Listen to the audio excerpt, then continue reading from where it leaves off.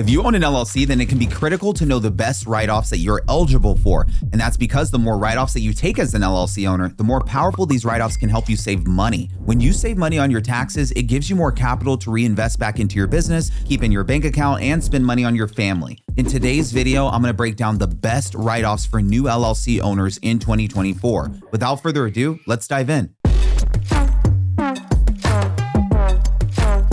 All right, guys, here are the best write-offs for new LLC owners in 2024. Number one is startup and organizational cost. If you recently started a business, then there's a very good chance that you had to pay some startup and organizational costs to get your business off the ground. These costs might have included feasibility studies, market and product analysis, competitor analysis, travel for site selection, employee training, website creation, LLC formation, and much more. Additionally, you might also have to spend money on cost while organizing your business as a legal entity. For example, you might have had to pay state and legal fees and accounting fees to run your business. The good news is that you can get a tax deduction for a lot of these startup and organizational costs. Considering the fact that many startups are very tight on money when they're first getting operational, being able to write off a wide range of startup and organizational costs can be a blessing for new business owners. However, just keep in mind that you can only deduct up to $5,000 worth of startup cost in the first year of starting your business. Any costs that exceed $5,000 have to be amortized and deducted over a 180-month period. So if your startup and organizational costs are under $5,000, you'll be able to write off all of these costs in the first year, even though your business is not formally operational.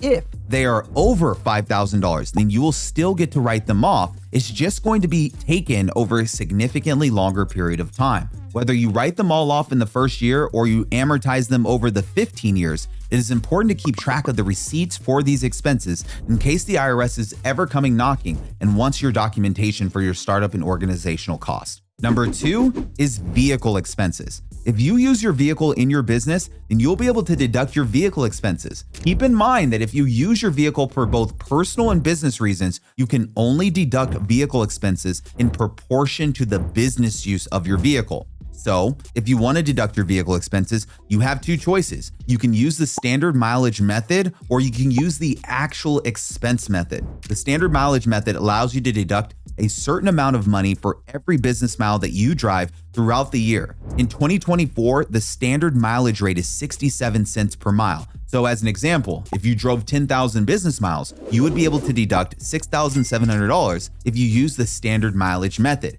If you're going to use the standard mileage method, you can track your miles with an app like MileIQ or QuickBooks Online. If you don't want to use the standard mileage method, you can use the actual expense method. The actual expense method calculates all the actual expenses for the vehicle, such as gasoline, auto insurance, maintenance, new tires, registrations, and even depreciation. And then you multiply this figure by the vehicle's business use percentage. The standard depreciation schedule for a vehicle is 5 years. What this means is that you can deduct the full cost of the vehicle over a period of 5 years. However, you can use code section 179 and the bonus depreciation rules to deduct a much larger percentage of the vehicle's depreciation in the first year. In fact, depending on the weight and the value of your vehicle, you might be able to deduct the entire purchase price of the vehicle in year one. However, because bonus depreciation is currently at 60% in 2024 and it's set to phase out by 2027,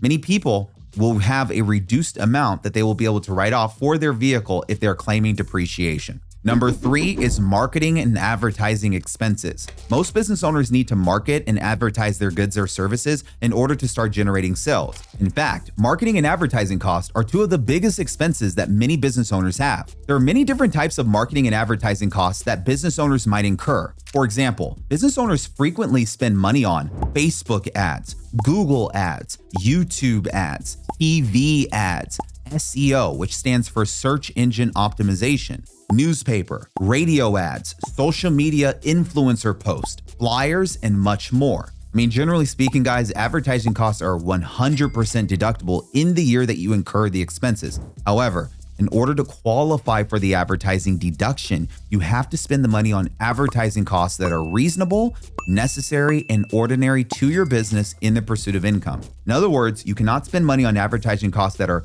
overly extravagant or unrelated to your business and then try to write them off. For example, if you buy a bunch of solid gold bricks and put your company's logo on them and hand them out to people on the street as a form of advertising, the IRS may not allow you to deduct this as an advertising cost because it might not view this as a necessary, reasonable, and ordinary expense to a business owner. Instead, it might view it as an overly lavish and definitely not ordinary expense. That doesn't mean that you shouldn't consider having some gold bricks on hand. Number 4, a home office. If you run your LLC from your home, then you could qualify for the home office deduction. The home office deduction is a deduction that allows you to deduct various expenses related to your home due to the fact that it's serving as the location at which you're running your business. However, in order to qualify for the home office deduction, you must have a space in your home that is used regularly and exclusively for business use. For many homeowners, this space is an actual office. However, for others, it could be a bedroom and an area in a basement or a third floor or an ADU. Also, keep in mind that employees do not qualify for this deduction, only business owners, and it must also be your principal place of business. So you won't be able to take the home office deduction if you occasionally do work in your living room, but you have an office outside of your home. The rules for the home office deduction are very strict, and it is something that the IRS definitely looks to audit on. So if you don't want to get in trouble with the IRS, then only take the home office deduction if you actually qualify to take this write-off. If you do qualify for it, then here are some expenses you might be able to deduct as a portion of taking the home office deduction. Number 1 is rent. Number 2 is mortgage interest. Number 3 is homeowner's insurance. Number 4 is HOA fees. Number 5 is utilities. And number 6 is property taxes. And that is just to name a few. To claim the home office deduction, you can either use the simplified method or the actual expense method. With the simplified method in 2024, you're able to deduct $5 per square foot of your home office for a maximum of 300 square feet. So with the simplified method, you get a maximum home office deduction of $1,500. Now, let's talk about the actual expense method, which is what I would recommend. The first thing that you need to do is to figure out the percentage of your home that your home office makes up. To do this, you must divide the square footage of the home office by the square footage of the entire house. Once you know what the percentage of your house is compared to the percentage of the home office space, you can deduct the small percentage of the eligible space that's being used for business.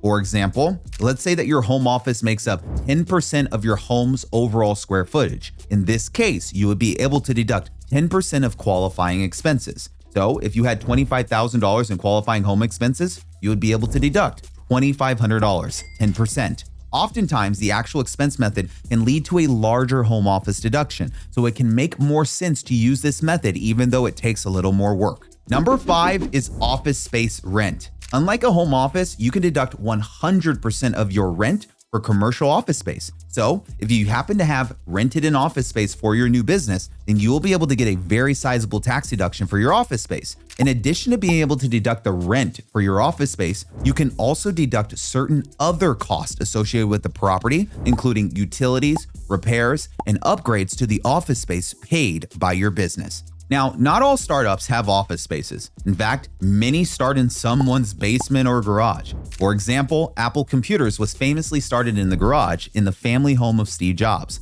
You see, a number of other high-profile businesses were also started in garages, including Mattel, Microsoft, Harley-Davidson, Yankee Candle, Nike, Dell, and yes, even Google. So if your startup is currently located in a garage or at your home, and you are following in the footsteps of some major geniuses and some of the best and biggest companies ever created in America. However, plenty of great companies started out in traditional offices as well. If your company is located in a traditional office, then you should be able to deduct all of your rent and utility expenses, which can be great for startups that are in the early stages of their development. Okay guys, that's all I got for today's video. Thank you so much for watching this video. If you want to work with my company or advance your tax knowledge further, I've included links below underneath today's video in the description. So be sure to check those out. Thank you so much, and don't forget to like, comment, and share. I'll see you in the next video. Cheers.